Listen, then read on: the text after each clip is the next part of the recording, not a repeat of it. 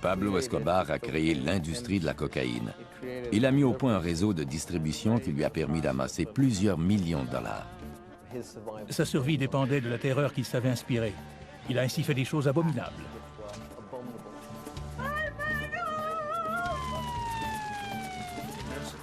Il a déclaré la guerre à la Colombie, en quelque sorte.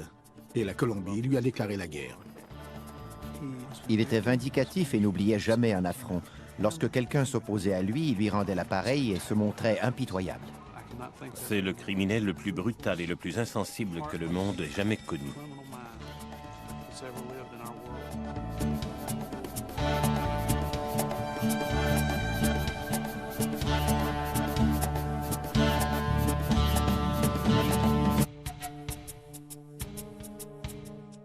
Vers la fin des années 1940, la Colombie est déchirée par une guerre civile opposant le Parti conservateur au pouvoir et les libéraux. Cette violence donne naissance à un groupe de hors-la-loi connu sous le nom de banditos. Ces gens n'ont de loyauté qu'envers eux-mêmes. Ils viennent des régions rurales et pauvres et ils terrorisent les citoyens des classes aisées. Le peuple les considère comme des héros. La population de la Colombie, peut-être parce qu'elle était opprimée par le gouvernement ou harcelée par les révolutionnaires et les groupes paramilitaires, éprouvait de la sympathie pour les banditos.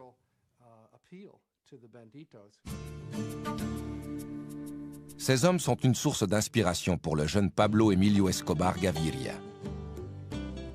Pablo est né le 1er décembre 1949. Il est le troisième des 7 enfants d'Abel de Jesus et de Hermilda Escobar. La famille vit dans la communauté agricole de Rio Negro, à 40 km de la ville de Medellín. Le père est agriculteur et la mère est enseignante. Elle venait d'une famille peu fortunée, mais elle était instruite. Elle avait réussi à faire des études au coût de nombreux efforts et elle voulait partager ses connaissances avec les autres. Mon père était propriétaire et éleveur de bétail à Rio Negro. Ses employés et lui se levaient à 4 heures chaque matin pour traire les vaches afin de produire du fromage, du beurre et du lait qu'ils vendaient ensuite au village. Abel et Hermilda se marient le 4 mars 1946. Pablo naît 3 ans plus tard et il attire immédiatement l'attention de son entourage.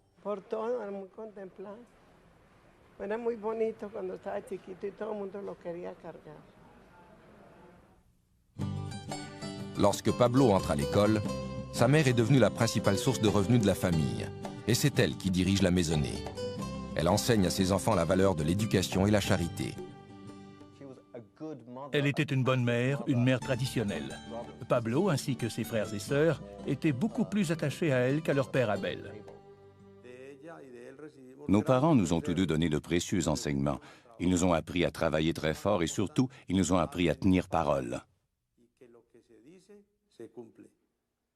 Escobar se plaisait souvent à dire qu'il avait vécu son enfance dans la pauvreté, mais c'était faux. Il appartenait à la classe moyenne et sa famille survivait sans difficulté. Les Escobar se déplacent d'un village à l'autre, là où la mère de Pablo peut trouver du travail comme enseignante. Quel que soit l'endroit où vit la famille, elle n'est jamais à l'abri de la violence qui sévit dans le pays. Nous avons beaucoup souffert, car ma mère enseignait dans une école subventionnée par le Parti conservateur. Un jour, des rebelles du Parti libéral sont venus. Ils ont incendié l'école et ils ont tenté de nous tuer, ma mère et nous. Mais l'armée est venue et nous a sauvés. Pablo a grandi à une époque où la violence était omniprésente en Colombie. Sa mère suppliait le ciel de l'épargner et promettait de construire une chapelle à la Sainte Vierge s'il avait la vie sauve.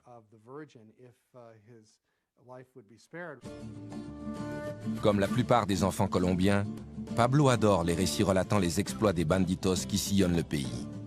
Il admire leur indépendance et le fait qu'ils veillent sur les plus démunis. Il tente de suivre leur exemple. À l'école, certains de ses amis étaient plus pauvres que nous. Ma mère avait un crédit dans les commerces d'alimentation du quartier et Pablo l'utilisait pour offrir des aliments et des boissons aux enfants pendant la récréation. Le llevaba, metía entre la arepa, le sacaba el migajón a la arepa y echaba la carne o lo mejor que tuviera. Y se lo llevaba a un Cristo de limpias que yo tenía allá en la sala y le decía, pobrecito señor. En 1961, alors que Pablo a 12 ans, Sa famille s'établit de façon permanente à Envigado, un village situé au sud de Medellín. Sa mère y ouvre une école primaire. L'année suivante, l'adolescent entreprend ses études secondaires à Medellín.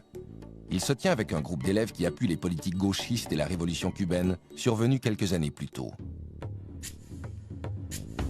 Pablo admire particulièrement la façon dont Fidel Castro a défié l'autorité et réussi à devenir le leader d'une nation. L'adolescent ne tarde pas à contester l'autorité de ses professeurs. Il est suspendu pour avoir volé les réponses d'un examen et les avoir partagées avec des camarades. Il commence à fumer de la marijuana et à sécher ses cours. En 1966, le rebelle de 16 ans a abandonné ses études. Pendant un certain temps, il se contente de dormir toute la journée et de fumer de la marijuana jusqu'à l'aube. Il rêve de devenir millionnaire, mais n'éprouve aucun intérêt pour les emplois traditionnels. Il s'est retrouvé devant un dilemme. S'il voulait réussir, il devait changer de vie, entreprendre des études collégiales ou alors se joindre à un groupe de criminels. L'adolescent passe de plus en plus de temps dans les rues malfamées de Medellín. Cette ville est un repère de criminels et Pablo ne tarde pas à découvrir de nouvelles façons de gagner de l'argent rapidement. On a raconté que Pablo Escobar avait commencé par voler dans les cimetières des pierres tombales, dont il effaçait les inscriptions pour ensuite les revendre. Pablo se découvre un talent de leader. Il forme bientôt sa propre bande et perfectionne ses techniques criminelles. Il a réalisé que s'il volait des voitures, il pourrait en vendre les pièces sur les marchés d'occasion. Puis, il a fait un pas de plus et a pratiqué l'extorsion. Payez-moi et je ne volerai pas votre voiture. Pablo récompense ses complices en leur offrant les voitures qu'il a volées. À 21 ans, il compte déjà plusieurs supporters et leur nombre s'accroît sans cesse. En 1971, un riche propriétaire terrien nommé Diego Echavarria est victime d'un enlèvement. Son corps sera retrouvé plus tard, il a été torturé et étranglé. Echavarria n'était pas un personnage populaire à Medellín. C'était un riche industriel et beaucoup de pauvres gens le détestaient. L'affaire ne sera jamais éclaircie, mais Escobar s'empresse de revendiquer le meurtre. Cet incident a démontré qu'il ne craignait pas de s'opposer aux échelons supérieurs de la société de Medellín.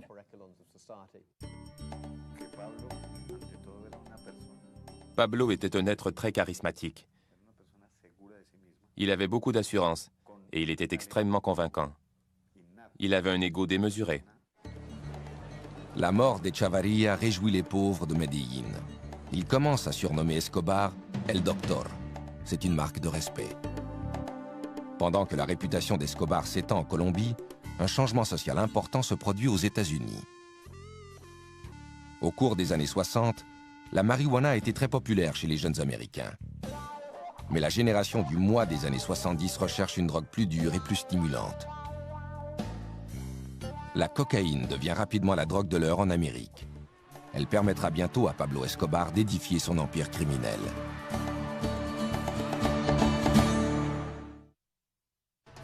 En 1972, à 22 ans, Pablo Escobar est déjà devenu un des criminels les plus redoutés de Medellín en Colombie. Il a volé des voitures, il a fait de la contrebande et il a même revendiqué le meurtre d'un riche propriétaire terrien. Il est maintenant prêt à étendre ses activités au-delà de Medellín. La cocaïne, extraite des feuilles du coca, que l'on trouve en abondance en Colombie, devient rapidement une drogue très populaire aux États-Unis. Escobar voit dans ce phénomène une occasion de s'enrichir. La marijuana et ensuite la cocaïne offraient aux jeunes l'occasion de s'enrichir rapidement. Ils étaient tous obsédés par l'idée de gagner beaucoup d'argent en peu de temps. Pourquoi passer 20 ou 30 ans de sa vie à gagner à peine de quoi vivre quand on peut obtenir $1 million du jour au lendemain? Ce genre de commerce est récent et relativement peu organisé lorsqu'Escobar commence à agir comme intermédiaire. Il achète de la cocaïne aux producteurs et la remet aux trafiquants qui l'expédient aux États-Unis. Escobar n'éprouve aucun scrupule à tuer et à torturer les gens, ce qui lui donne une longueur d'avance sur les autres trafiquants. Lorsqu'il entend parler d'une affaire lucrative, il s'en empare aussitôt. Il laissait toujours savoir à son entourage qu'il n'hésiterait pas une seconde à détruire quiconque lui mettrait des bâtons dans les roues ou menacerait la réussite de ses activités. S'il n'obtenait pas ce qu'il voulait, il faisait tuer les gens, et ça ne troublait pas son sommeil. Pablo Escobar se retrouve bientôt à la tête de l'industrie de la cocaïne en Colombie. Maintenant qu'il s'est imposé dans le milieu de la drogue, il peut obtenir tout ce qu'il veut, en particulier l'argent et le sexe. Il a toujours aimé la compagnie des adolescentes. À 25 ans, il apprend qu'une de ses petites amies est enceinte. En mars 1976, Pablo épouse une jeune fille de 15 ans, Maria Victoria Henao Vallejo. Leur fils, Juan Pablo, naît le mois suivant. 3 ans et demi plus tard, le couple aura une fille, Manuela.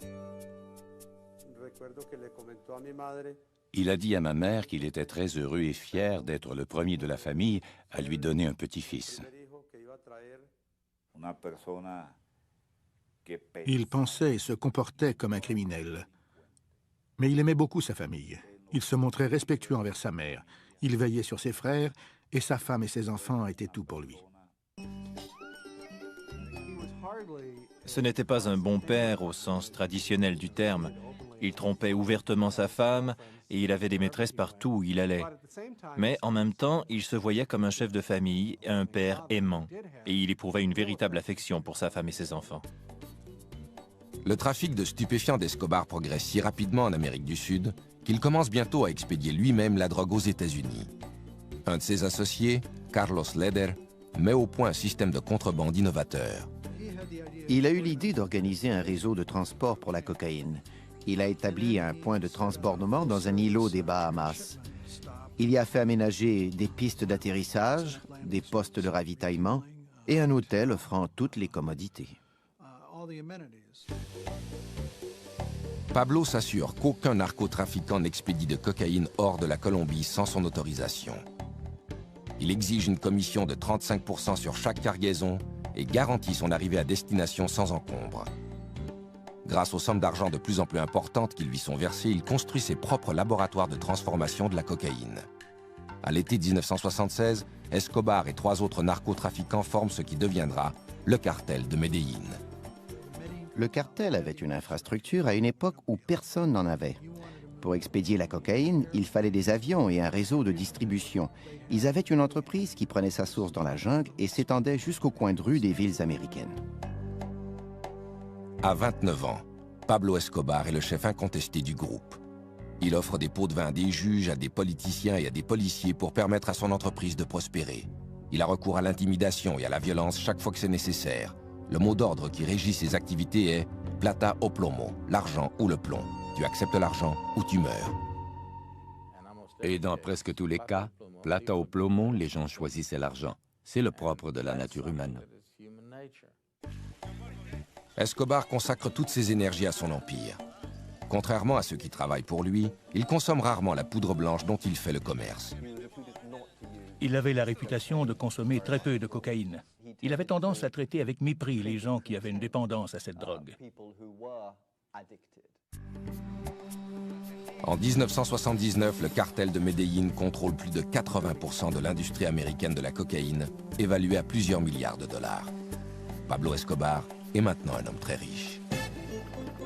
Il se fait construire une propriété de 63 millions de dollars appelée Hacienda Los Napoles, à 130 km à l'est de Medellín.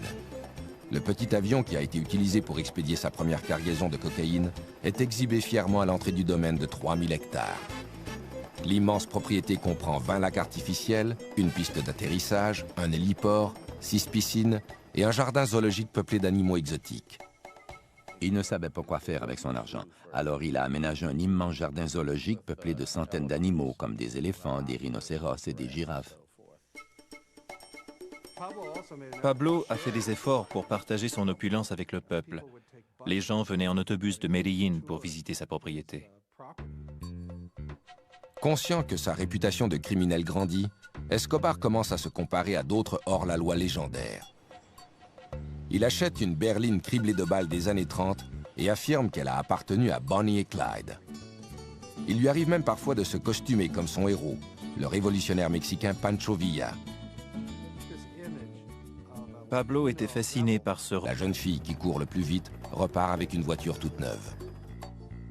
La femme de Pablo, Maria, connaît l'existence de ces rencontres à caractère sexuel, mais elle accepte de fermer les yeux afin de rester mariée à l'un des hommes les plus riches de la Colombie. De plus, Pablo est un père dévoué à ses enfants. Un jour, alors que Manuela avait 2 ans, son garde du corps lui a offert de la porter, de la changer et de partager avec lui les tâches quotidiennes. Pablo a refusé tout net. Il a dit que le jour où il ne pourrait plus s'occuper de son enfant, il ne serait plus Pablo Escobar. Escobar veut être considéré comme un grand homme. Il distribue plusieurs millions de dollars pour venir en aide aux pauvres. Il construit des routes, des terrains de soccer et même un complexe de logements sociaux, le Barrio Pablo Escobar. Pablo n'aimait pas voir souffrir les gens. Il croyait que tous les pauvres devaient vivre dans la dignité et avoir des écoles et des églises bien à eux. Il voulait leur offrir une vie convenable. En réalité, Escobar rêvait d'être un Robin des Bois. Il voulait que la population l'appuie. Il voulait devenir le héros de la classe ouvrière et des paysans. Désireux d'améliorer son image, Escobar se présente au Congrès colombien en 1982. Il était tout puissant dans le milieu criminel. Il a commencé à chercher des moyens de légitimer son industrie tout en augmentant son pouvoir personnel. Le criminel de 32 ans est élu substitut au Congrès, ce qui lui permet de remplacer un membre durant son absence. Escobar considère cette nomination comme une preuve de l'affection que lui porte son peuple. Il ne pensait pas être tellement différent des autres politiciens, dont plusieurs acceptaient déjà son argent. Il ne croyait pas être pire que certains d'entre eux.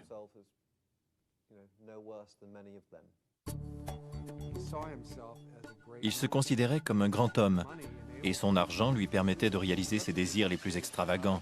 Après avoir rêvé d'un parc d'animaux exotiques et de très jeunes filles, il a rêvé de devenir président de la Colombie. Escobar ne tarde pas à découvrir que sa popularité ne s'étend pas jusqu'à la capitale du pays, Bogota. Le candidat présidentiel Luis Galán dénonce les liens qu'Escobar entretient avec le trafic de la cocaïne. Et le ministre de la Justice, Rodrigo Lara Bonilla, entreprend de mettre un terme aux contributions électorales liées au commerce de la drogue. En janvier 1984, Escobar est expulsé du Congrès.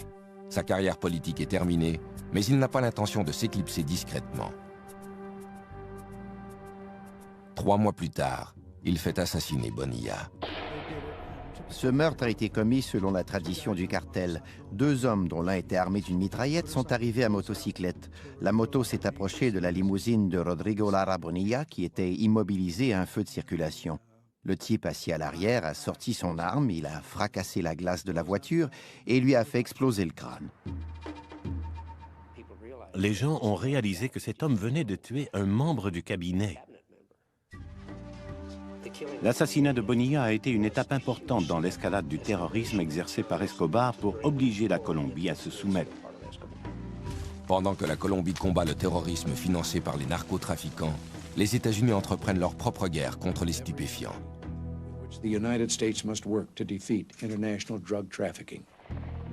Escobar devra bientôt affronter une nouvelle menace, à laquelle il réagira par une série d'attentats brutaux.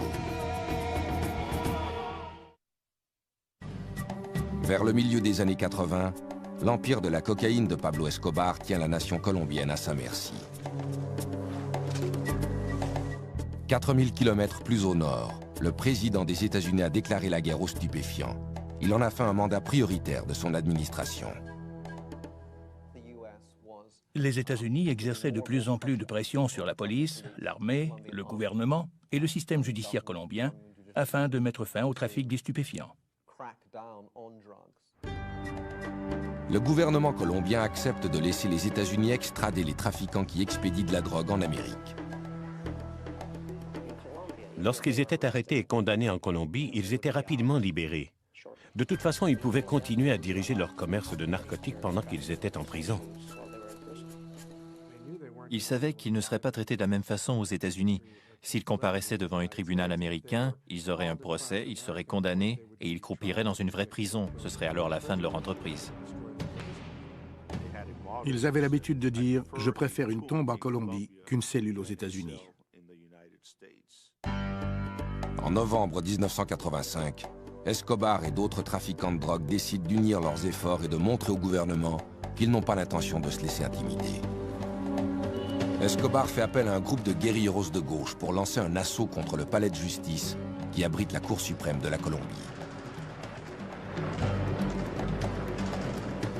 Les guérilleros armés de mitraillettes, de roquettes et de grenades font irruption dans l'édifice et attaquent les juges de la Cour suprême.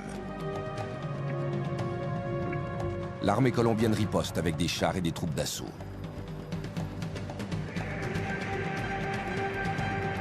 Au cours du siège, qui dure toute une journée, 97 personnes sont tuées, dont 11 des 24 juges de la Cour suprême.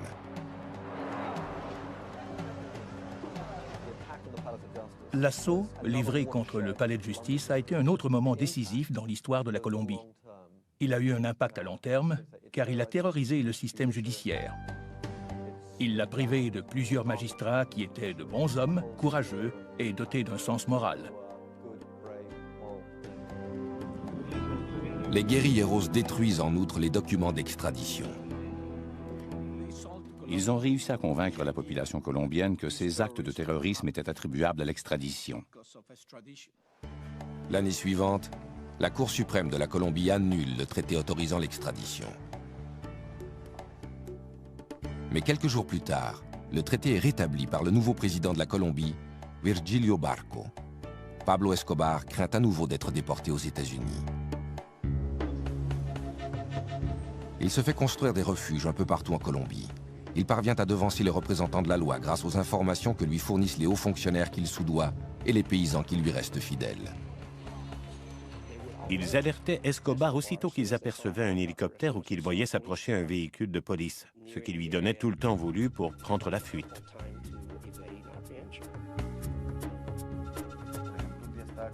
Je me souviens qu'à un moment donné, il y avait 2 hélicoptères qui survolaient l'édifice pour tenter de le repérer. N'importe qui d'autre aurait fui en toute hâte, mais Pablo a pris le temps de se peigner et de se raser.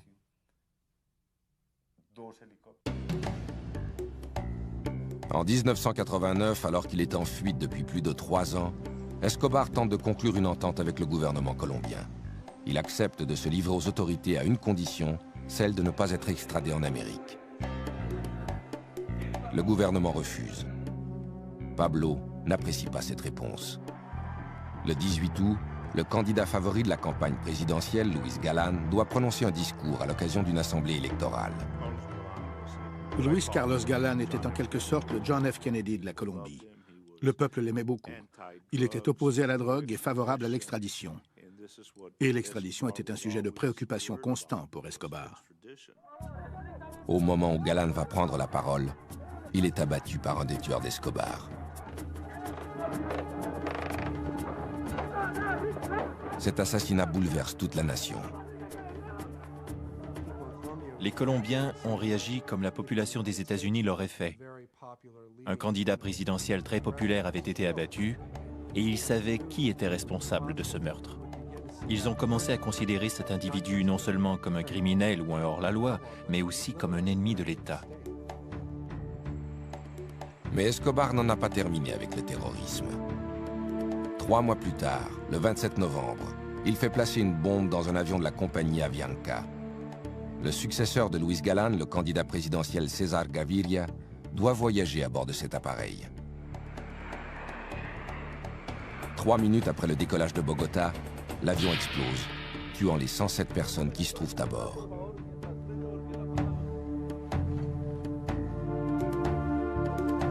Gaviria, comme on le découvrira plus tard, n'était pas dans cet appareil. Cet attentat s'ajoutait à plusieurs autres et il n'y avait aucune explication. Dans la plupart des cas, ils ne disaient pas « c'est nous qui l'avons fait », ils le faisaient tout simplement.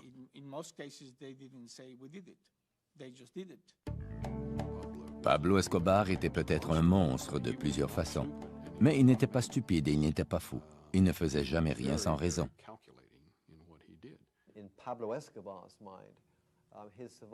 Pablo Escobar croyait qu'il devait faire régner la terreur pour assurer sa survie. Cela l'amenait à faire des choses effroyables. Il en est venu à ne plus accorder aucune importance à la valeur d'une vie humaine. À la fin de la décennie, Pablo Escobar a créé un climat de violence qui déchire la Colombie. Seulement à Medellín, plus de 200 meurtres sont commis chaque fin de semaine. Pendant ce temps, l'empire des narcotiques d'Escobar continue de prospérer. En 1990, le magazine Forbes rapporte que le narcoterroriste de 40 ans est l'un des hommes les plus riches au monde. Sa fortune est évaluée à 3 milliards de dollars. Mais son nom fait aussi partie d'une autre liste, celle des narcotrafiquants les plus recherchés par les États-Unis. Pablo Escobar devra bientôt affronter une unité militaire d'élite créée dans le seul but de le traquer.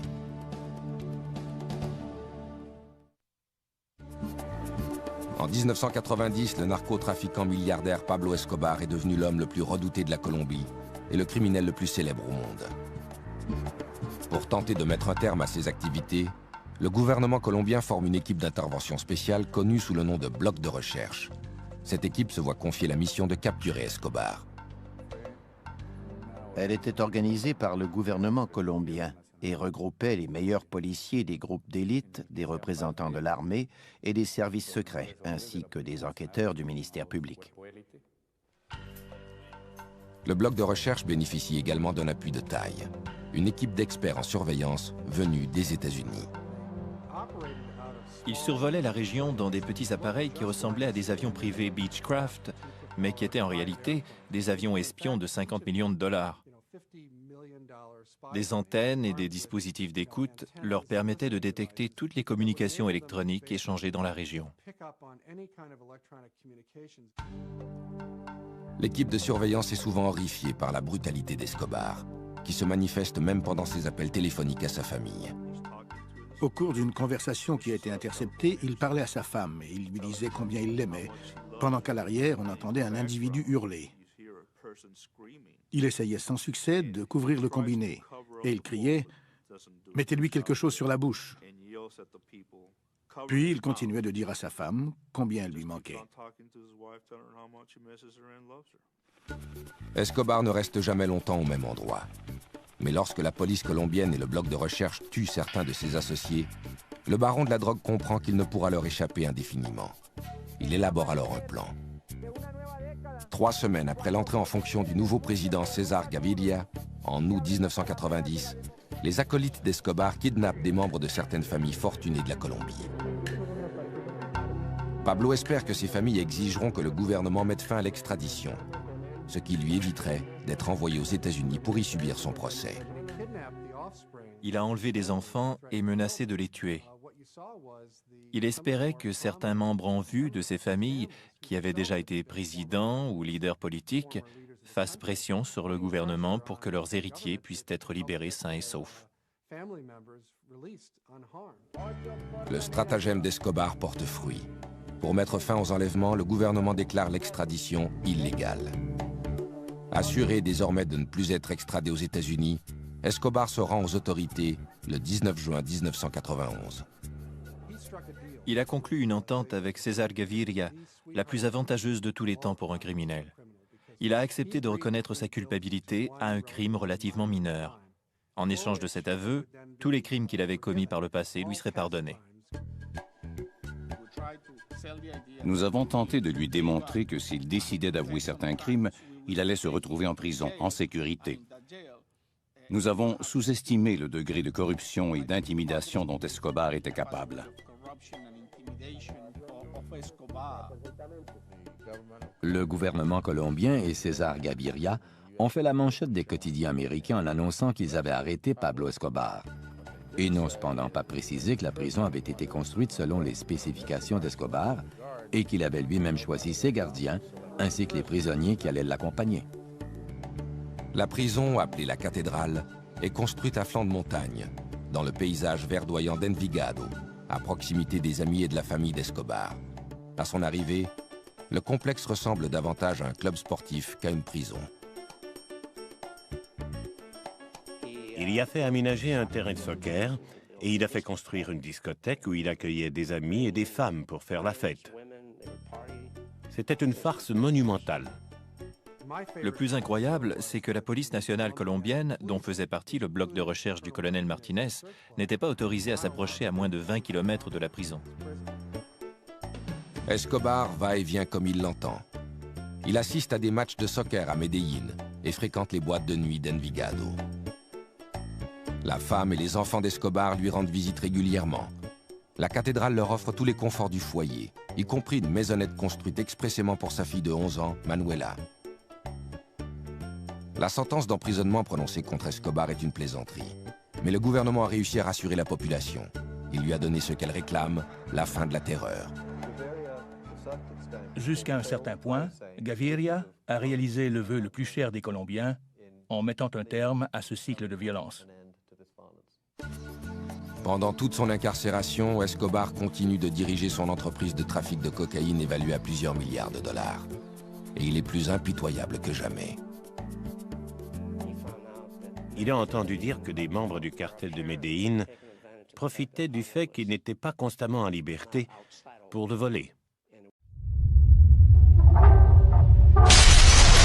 Fédéral, il avait effectivement bénéficié de la protection du gouvernement. Et soudain, la meute était de nouveau à ses trousses. Ses amis ont commencé à le laisser tomber. Il se croyait probablement plus puissant qu'il ne l'était en réalité. Il était encore très riche, mais il n'inspirait plus autant de crainte. Escobar tente fébrilement de négocier une nouvelle entente avec le gouvernement. César Gaviria, en collaboration avec le gouvernement des États-Unis, je crois, avait décidé de refuser désormais toute négociation avec Pablo Escobar. Il voulait le traquer et le tuer. Par le passé, Escobar a eu recours au terrorisme pour convaincre le gouvernement de satisfaire à ses exigences. Il décide d'utiliser à nouveau cette tactique. Le 30 janvier 1993, il dépose une bombe dans un véhicule garé près d'une librairie, dans une rue très fréquentée de Bogota. La bombe explose alors que le commerce est rempli d'enfants et de parents venus acheter du matériel scolaire. L'explosion fait 21 morts et plus de 70 blessés. Aucune des victimes n'était liée au commerce des stupéfiants. C'était une bombe sensible précise qu'il avait décidé de faire exploser pour livrer un message au gouvernement de la Colombie. Le gouvernement n'est pas le seul problème d'Escobar. Depuis son évasion de la prison, les citoyens colombiens ont décidé que si la police ne parvenait pas à l'arrêter, ils allaient le faire eux-mêmes. Ils forment un groupe de justiciers appelé Los Pepes, un acronyme pour « le peuple persécuté par Pablo Escobar ». Los Pepes était reconnu comme une organisation regroupant des citoyens colombiens, des membres de familles dont les fils, les frères ou les maris avaient été tués par Escobar. Le groupe comptait aussi des mécontents du cartel d'Escobar et des membres de cartels rivaux. Los Pepes ne tarde pas à exercer des représailles. Dès le lendemain de l'attentat de la librairie, des bombes explosent devant une des résidences d'Escobar et une hacienda appartenant à sa mère est rasée par un incendie. Plutôt que de traquer Escobar lui-même, ils ont commencé à pourchasser tous ceux qui étaient associés à Escobar, professionnellement ou personnellement, et ils les ont tués.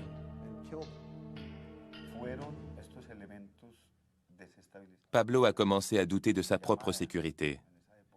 Ils ont nui à ses gains financiers, ils ont touché ses proches. Et surtout, ils ont miné son moral en attaquant les symboles qui lui tenaient le plus à cœur. Ils ont utilisé contre lui ses propres techniques. Ils ont traqué sa famille et tué beaucoup de gens.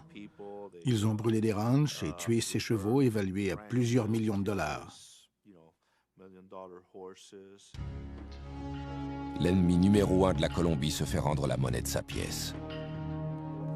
De moins en moins de gens étaient prêts à lui venir en aide pour lui permettre de déjouer les autorités. Par conséquent, il devait se déplacer de plus en plus fréquemment d'une cachette à l'autre. Je pense qu'il s'est rendu compte que plus personne ne voulait l'aider, qu'il n'avait plus de temps, plus de refuge, et que la chance l'avait abandonné. Escobar tente de faire sortir sa famille du pays, mais les autorités lui refusent ce privilège. La dernière chose que souhaitait la Colombie, c'était que la famille d'Escobar disparaisse à ce moment précis. Elle savait que si ses proches restaient au pays, il allait constamment s'inquiéter de leur sort, car il savait que les Pepes allaient les tuer dès qu'ils en auraient l'occasion. Sa famille était son talon d'Achille. Il voulait la faire sortir du pays et la mettre à l'abri dans un endroit sûr où il n'aurait plus à s'inquiéter de son sort. Il aurait ainsi pu se consacrer librement à la guerre qu'il livrait au gouvernement de la Colombie. À l'automne 1993, le cartel de Medellín est démantelé. Mais c'est la famille d'Escobar qui occupe toutes ses pensées. Il ne l'a pas vue depuis 1 an et elle lui manque beaucoup. Le 1er décembre, Pablo célèbre son 44e anniversaire. Il sait qu'il est sous surveillance constante et il limite ses appels téléphoniques au minimum pour éviter qu'il ne soit retracé. Le lendemain de son anniversaire, il téléphone à sa famille. Nous attendions depuis 24 heures l'appel qu'Escobar allait sans doute faire à son fils Juan Pablo. Cette fois, la conversation a duré 5 minutes, assez longtemps pour que nous puissions le localiser. Le bloc de recherche découvre que l'appel provient d'une maison de Los Olivos, un quartier de la classe moyenne de Medellín. J'ai vu Pablo Escobar qui parlait au téléphone. À ce moment précis, nous avons échangé un regard et il a raccroché. Le lieutenant Martinez demande des renforts et les membres du bloc de recherche cernent la maison. Escobar est pris au piège.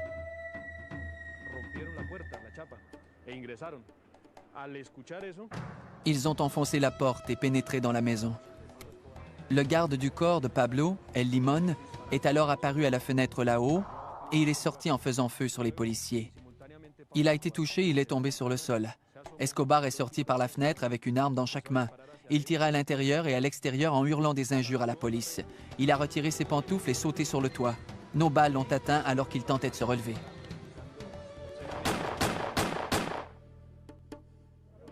Escobar est atteint de 3 balles, dont une à la tête. Il meurt sur le coup. Finalement, il est mort comme n'importe quel malfaiteur. Cet homme, reconnu comme le pire criminel au monde, le narcotrafiquant le plus redouté de la planète, est mort comme le commun des mortels. Le 3 décembre 1993, des milliers de Colombiens envahissent les rues de Medellín pour les funérailles de Pablo Escobar. Certains sont venus pour célébrer sa disparition. D'autres pleurent la mort du Robin des Bois de Medellín. Le dernier et le plus impitoyable des banditos n'est plus.